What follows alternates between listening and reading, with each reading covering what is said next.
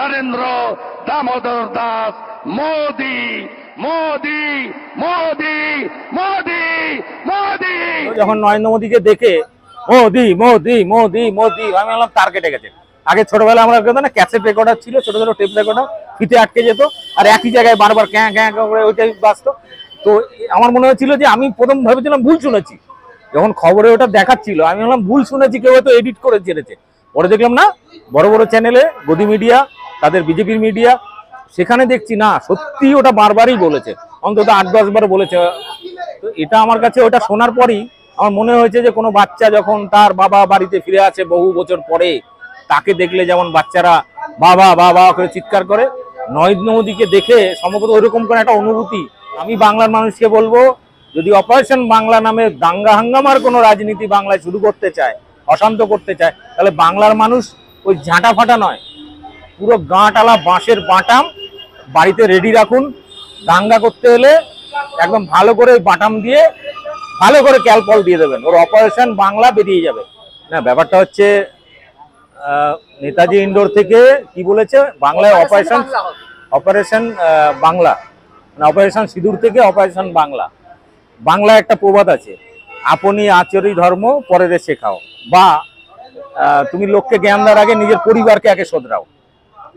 এই কথাটা আছে তো, যে তুমি যখন পরের জ্ঞান দিচ্ছ আগে নিজের ঘর থেকে শুরু করো ওটা, ঠিক আছে? তো শুভেন্দু অধিকারীর উচিত তার ঘর থেকে অপারেশন সিঁদুর শুরু করা, মানে তার আগে নিজের বিয়ে করা উচিত, ঠিক আছে? এবং অপারেশন সিঁদুরটা আগে নিজের ঘরে কমপ্লিট করুক, তারপর বাংলার মা বোনেদের বা হিন্দুদের বা বাংলার মানুষের কথা ভাববে। যেটা নিজের ঘর থেকেই কিছু শুরু করতে পারলো না অপারেশন সিঁদুর, সে বাংলা অপারেশন করবে, এ আবার কি কথাবার্তা? তবে এটা থেকে একটা বড় জিনিস বোঝা যায় যে অপারেশন সিঁদুর মানে পাকিস্তানে হামলা করেছিল জঙ্গি ঘাঁটিতে, ভারতীয় সেনারা বীরত্বের সাথে গুড়িয়ে দিয়েছে নখানা সেনাঘাঁটি, এই জঙ্গি ঘাঁটি।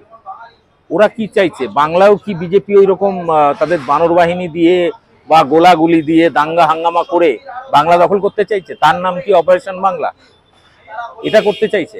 ওটা যদি করতে চায় তাহলে গতবার ইলেকশনের সময় সিপিএম এর এক আইনজীবী বলেছিল, যেরকম কাঁচা বাঁশের গিটালা বাঁশের মোটা মোটা লাঠি তৈরি করব, ঠিক আছে? ও আগে অপারেশন সিঁদুরটা নিজের বাড়ি থেকে কমপ্লিট করুক, তারপর বাংলার কথা ভাবুক, বাংলা নিয়ে জ্ঞান দিক। হ্যাঁ, এটা নিয়ে দেখছিলাম কয়েকজন আবার বলেছে আব্বা আব্বা আব্বা। মানে অনেক সময় কি হয়, কোনো বাচ্চা বাবা হয়তো সেনাবাহিনীতে আছে বা তাদের হয়তো অন্য রাজ্যে বা অন্য দেশে কাজ করে, যখন বাবা আসে বাড়িতে তখন সারা বছরের যে বাবা বলার যে ডাকটা, সেটা বাচ্চারা চেষ্টা করে একদিনে কমপ্লিট করার। তখন বাবা বাবা বাবা বাবা বাবা বাবা বাবা করে বাবার পেছনে দৌড়া থাকে, বাবা মানে সারা বছর তো বলার সুযোগ পায়নি। তো এরকমই মনে হয়েছিল শুভেন্দু অধিকারী হয়েছিল। এখন ব্যাপারটা হচ্ছে বাবার নাম ধরবে, এটা একটা ব্যাপার, মানে এটা একটা বড় প্রশ্ন। না না, ব্যাপারটা হচ্ছে যে এই প্রশ্নটা যে আপনারা করলেন যে বাবার কেউ নাম ধরে কিনা, নাম ধরে ডাকে কিনা, এটা একটা বড় প্রশ্ন। কিন্তু আমরা এয়ারপোর্টে যখন দেখছিলাম সেই বিতান যিনি শহীদ হয়েছিলেন ইয়েতে জঙ্গিদের পেহেলগামে, তার বাচ্চাকে কোলে নিয়ে চিৎকার করে তিনি যখন এয়ারপোর্টের ওখানে একটা নাটক মঞ্চস্থ করেছিলেন, সেইখানে তিনি বলেছিলেন আমরা মোদির বাচ্চা, আমি মোদির বাচ্চা। তো সেখানেও কিন্তু তার নাম ধরেই উল্লেখ করেছিল।